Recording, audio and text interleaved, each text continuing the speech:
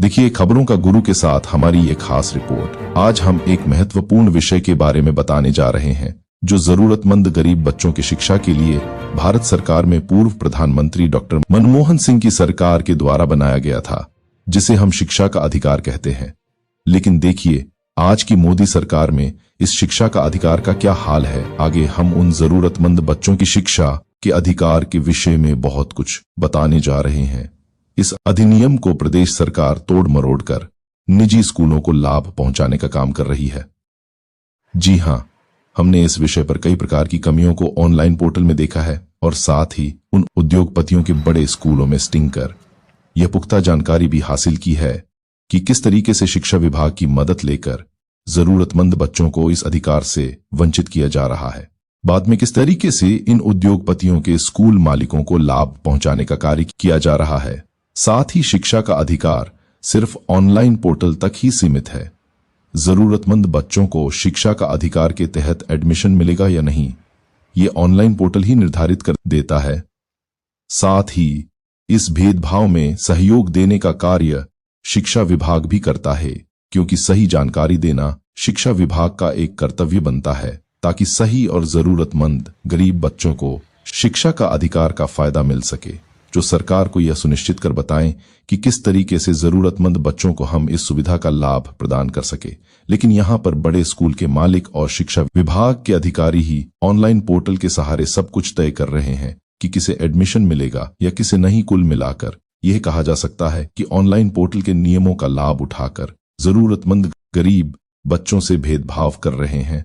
उन्हें उम्र की गणना के बहाने बाहर किया जा रहा है, जबकि बच्चे इस अधिनियम के तहत सही उम्र के ही होते हैं। लेकिन इस पोर्टल में जन्म की गणना झोलझाल करने के हिसाब से बनाई गई है, ताकि जरूरतमंद लोग यह फॉर्म ही नहीं भर सके, क्योंकि यह निर्धारित जन्मतिथि पर ही आगे की प्रतिक्रिया तय करता है। एक दिन भी कम होने से ऑटोमेटिक इस शिक्षा के अधिकार से बच्चा बाहर हो जाता है। जबकि पिछले वर्ष इस ऑनलाइन पोर्टल में मैपिंग की गई थी, उसके बाद भी नजदीक के स्कूल सूची से बाहर है। सब कुछ ऑनलाइन पोर्टल तक सीमित है। जब से बना है अब तक कोई बदलाव नहीं किया गया है। कई जरूरतमंद बच्चे इस अधिकार से वंचित रह जाते हैं। आगे हम आपको और भी बहुत कुछ बताने वाले हैं, किस तरीके से आरटीई के नियमों की धज्जियां उड़ा रहे हैं। यह शिक्षा विभाग के अधिकारी, यहां तक कि प्रदेश सरकार भी भारत सरकार के द्वारा बनाए गए जरूरतमंद बच्चों के इस शिक्षा के अधिकार के नियमों की अनदेखी कर रही है। नागदा से रमेश चावड़ा की रिपोर्ट। देखिए, अब मैं इस पोर्टल के विषय में आपको बताने जा रहा हूं। यह मध्य प्रदेश का आरटीई पोर्टल है। हम जैसे ही अब इस पे आवेदन करने जाएंगे तो देखिए किस तरीके से ये खुलता है। पेरेंट्स के मोबाइल नंबर यहाँ पर मांगेगा। इसमें मैं स्वयं अपनी जानकारी भर रहा हूँ। ये सब मोबाइल नंबर डालने के बाद, कैप्चा डालने के बाद, अब आगे हम मोबाइल ओटीपी के लिए क्लिक करेंगे। उसके बाद आपके मोबाइल नंबर पर एक मैसेज के माध्यम से ओटीपी आएगा। अब इस पर ओटीपी डालने के बाद हम आगे बढ़ेंगे। आगे जाने के बाद फॉर्म इस तरीके से सक्सेस होगा। फिर हम आगे जाएंगे तो बच्चों के आधार नंबर मांगेगा। सारी जानकारी भरने के बाद हम पुनः ओटीपी के लिए इस पर क्लिक करेंगे।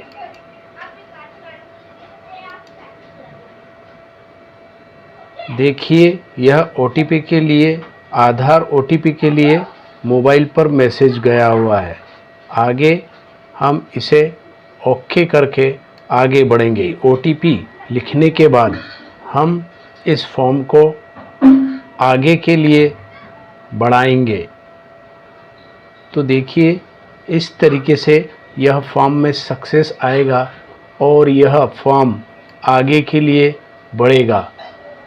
आगे हम जैसे ही पहुंचेंगे तो इस तरीके से बच्चे की समग्र आईडी, परिवार की आईडी और तमाम वार्ड, शहर और मोबाइल नंबर की जानकारी मांगेगा।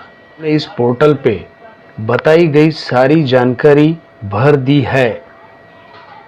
इसमें बच्चे का आधार कार्ड कौन से वार्ड का बच्चा है, पिता का मोबाइल नंबर, माता पिता का समग्र आईडी, बच्चे का समग्र आईडी, कौन से कैटेगरी में आता है, वह सब हमने इसमें लिख दिया है।